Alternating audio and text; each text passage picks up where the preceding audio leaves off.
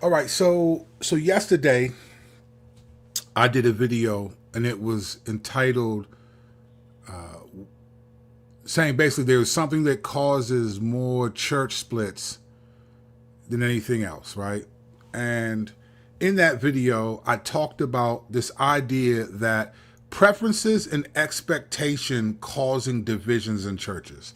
Let me briefly say what I said because I really think it's important to add to this today because this is a broader concern or issue that I've seen in the culture today that's different. I've lived long enough to remember, a time when it wasn't like it is today.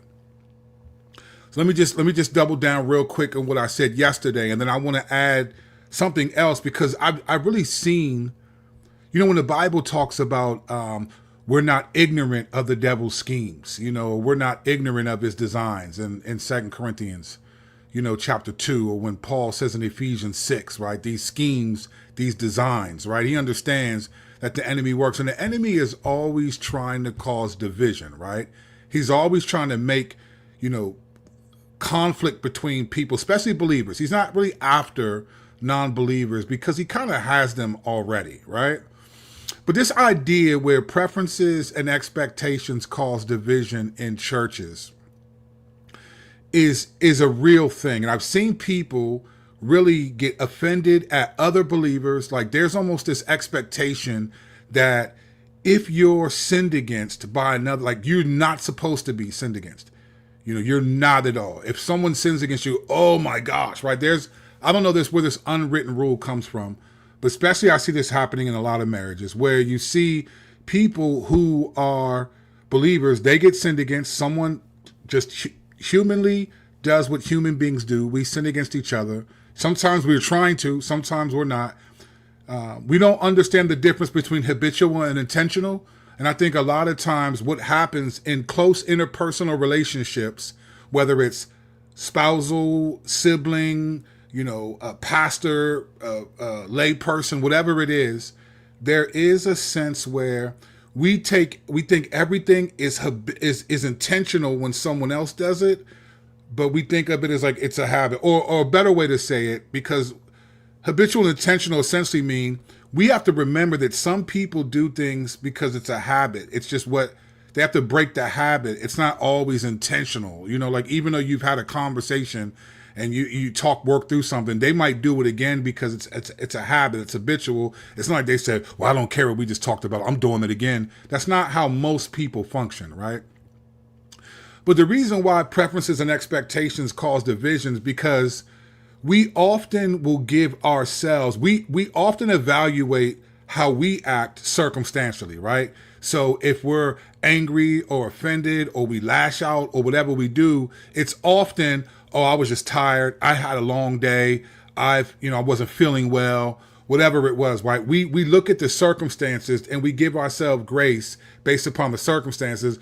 But when other people sin against us, we really evaluate it from their character. We're like, well, you're selfish, you're insensitive, you don't care, you're just angry, you're just bitter. You know what I mean? Like you see the difference? Like when we do something, it's often circumstantial. I was tired, I wasn't feeling well, I was upset, I misheard you. It's almost like, hey, give me grace. But when someone else does something, we evaluate it from a character perspective, right?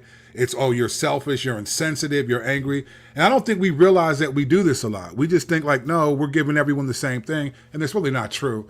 So I've seen this happen in churches where preferences and expectations cause divisions because you think that your expectations and your preferences should be met. And when a person doesn't meet them, it's basically a moral issue to you. It's a character flaw on their part, even if they don't even know what the expectations were. I've seen this do a lot of damage in churches. I want to add to yesterday, I want to part two yesterday's perspective and add this. I've noticed this a lot. And I don't know how this happened because it was very subtle. Well, I think I'll say how I think it happened. But I'm old enough to remember a time when we can just agree to disagree, right? Like we might, it could be, let me use something that's an argument that's very common, that's really dumb, but to show you how people escalate it, right? So let's just say we're arguing over who's the GOAT of basketball, right? So that conversation is typically Jordan versus LeBron, right? I've watched people who I think know the Lord get into really angry discussions over who's the best. Now, here's what's wild about that. Okay, you think LeBron is the GOAT. That's fine. Someone else thinks Jordan's the GOAT. And if someone doesn't agree with that, why do you get so offensive? I watch people argue over stats, how many rings, decision making in fourth quarter, all these things. I'm talking about these are people that know the Lord, that profess to be believers, but they're arguing like crazy over who's the GOAT, and they get offended sometimes, right? They get offended. Or if you ever played the game Mafia, my church does that from time to time, but I haven't played it in a while because Mafia is a game where you get these, it's a deck of cards and people are given cards and only certain people, if you get a red card, you're Mafia, and the rest of the group has to guess who they think Mafia is. And sometimes you gotta lie, that's part of the game, like someone accuses you of Mafia, you gotta say why you're not Mafia, right? I've watched people who, though they're playing a game, get offended and argue and be offended. And it's like, fam, you actually are Mafia. Now, I'm usually the moderator, so I know who everyone is. Like, man, you actually are Mafia. It's fascinating to watch people argue. What is happening here? And what does this mean? What's happening? What's the scheme of the devil that I'm talking about? I think somehow intelligence has been connected to perspective. So let me explain what I mean.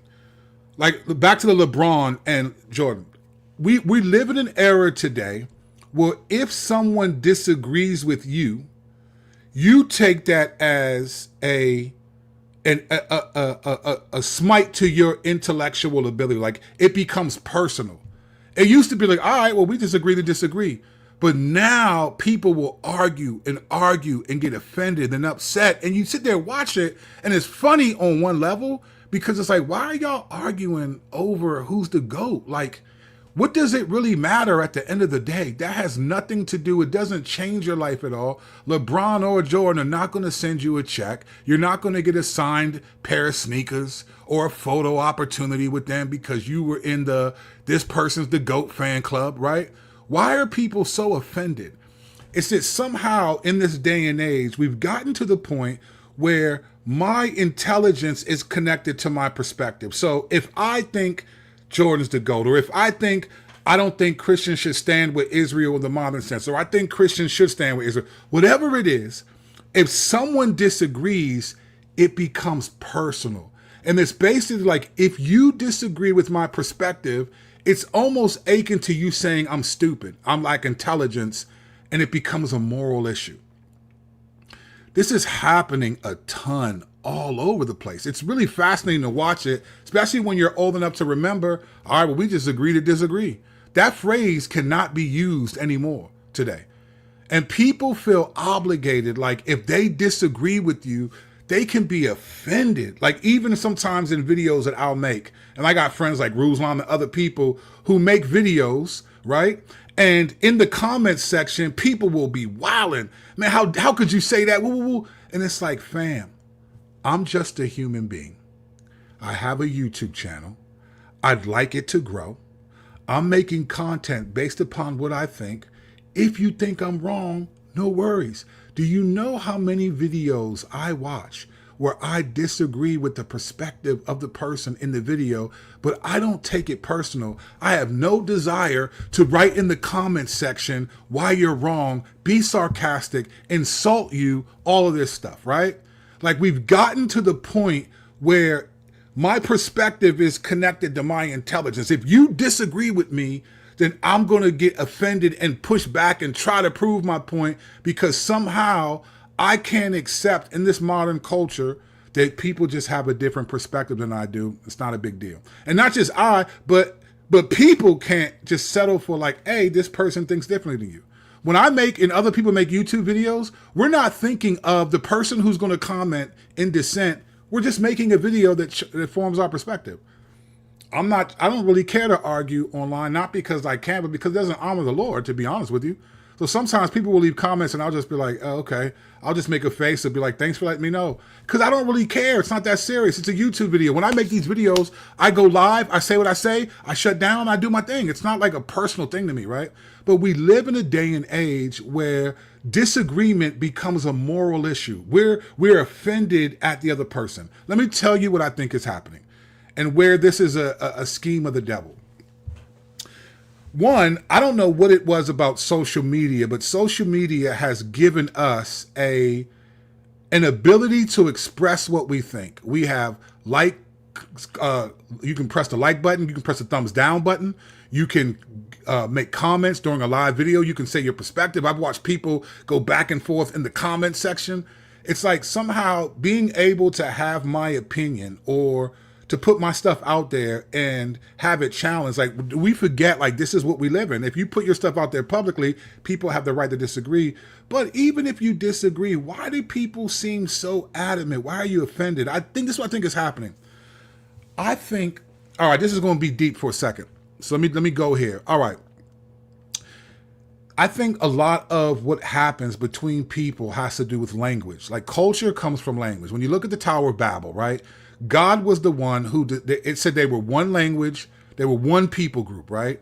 Now, they weren't obeying what the Lord said. God had told them to be fruitful, multiply the earth, and go out and spread among the earth. Same Adam mandate that Adam got, Noah got, and his 3 sons, right?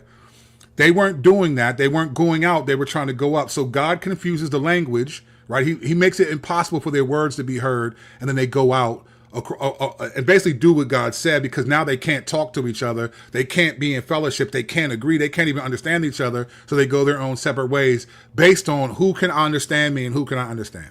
So I'm sure there were probably people that were good friends that God said they speak different languages now, and now that relationship is broken, right? There's something about how you communicate, how you understand language, how you understand words, right? Then you get to Pentecost, and in Pentecost, Acts 2, now all these people, all these nations, devout men of every nation, you look at Acts 2, 5 through 11, they're hearing the disciples speaking in their native tongue. And it's like, wait a minute, I can understand this person. How is this Galilean speaking using words that I can understand when they don't speak their language? Because God is reversing what he did at Babel by confusing the languages. Now he's using the fact of communication and understanding each other's words to come together and submit to Jesus, right? This is the reality. I think what the enemy does is he makes our ability to understand each other and to communicate, if it's difficult or if we disagree, that he's making it a moral issue, turning it into something that we should fight over, right? And it really is not that serious. But like, people, this is what I love about Jesus. People disagree with Jesus. He would ask questions. Well, what do you say that it is? How do you see it? In Luke 10, when the lawyer said, hey, what must I do to inherit eternal life? What did Jesus say? He was like, what's written in the law? How do you read it, right? How do you interpret it? This is one of the best questions Jesus ever asked. How do you read it? This is Luke 10, 25, the Good Samaritan story. How do you read it? How do you interpret what someone says? How do you interpret? This is what the enemy has done. He's made it possible for us to interpret people who disagree with us as a moral issue on their part, not our part, on their part. And if we think that if you disagree with me, if my communication is such, if we get offended at that and we think you're insulting my intelligence, or you disagreeing with me is somehow a bad issue, a sin issue, a moral issue on your part, then we'll never be able to have fellowship together. Our communication, the words that we use, will actually offend each other and make it and become difficult, right? To communicate. I can't understand you. I don't like what you say. I will distance myself from you. I will go in a different direction. See, God allowed that so that humanity would go out into the world, but now he's saying, let it come back. Your words should bring people back, should cause unity, right? Even in the Bible, you see James talking about your speech. Like, tame your tongue. Why? Because the tongue, your words have power. They can bring death and life, come from the tongue, right? This is what James is talking about. Jesus says in Matthew 12, every careless word will be judged, right? All these different things are happening. There's a real serious nature about communication. What the enemy has done is say, hey, if someone disagrees with you, right, then that's like they're speaking a different language. And you can't be cool with people that disagree. It's a moral issue. They're calling you stupid. They're doing this. And you know what happens? If you can't agree with someone and talk with them, then you can't have fellowship together. You can't do that. You think it's coincidental that Jesus is called the Word of God and that communication is one of the biggest struggles that people have? Do you know most people's communication problems have nothing to do with an inability to understand what someone's saying? Unless there's a language barrier, most people do not have communication problems. You have interpretation problems, fam. You're interpreting what someone is saying differently. That's a different video. We'll come back to that. We'll get to that maybe tomorrow. But the reason why I want to bring this up is because the enemy, Satan, is making communication issues. It's not that people don't understand what it is. It's why am I offended when I disagree with what someone says? Or when someone disagrees with me? Or when you disagree, why do you take it upon yourself to express how much this person doesn't know what they're talking about? Like, why are people really arguing over LeBron James is better than Jordan and vice versa? What's the real issue? It's not that we don't understand what each other's saying. It's that the enemy, Satan, has deceived us into thinking that if you disagree or if you don't understand, it's a moral issue. It's a communication issue. And I've watched many relationships fall by the way. I've had to help many couples over the decades fight through communication. I'm talking about people who've been married 15, 20 years. Why do you have communication problems when you've been married that long? You know each other's tendencies, you know what I mean? And that's the issue. It's just no one has a communication problem. They have an interpretation problem. But that's a different video. So to end this video, I just want to say thank you for those who like and subscribe to the channel. Cool. You can disagree with everything I've ever said. But I think you have to ask yourself, does it offend you if I say something you disagree with? And why? Why? I'm not declaring, I don't have any authority in most people's lives that I'm do videos for, or anyone. Like, why does it offend you when someone disagrees with you or you disagree with them? It's okay, fam. It's not even that serious. It's not really at all. It's not a moral issue. It's just not.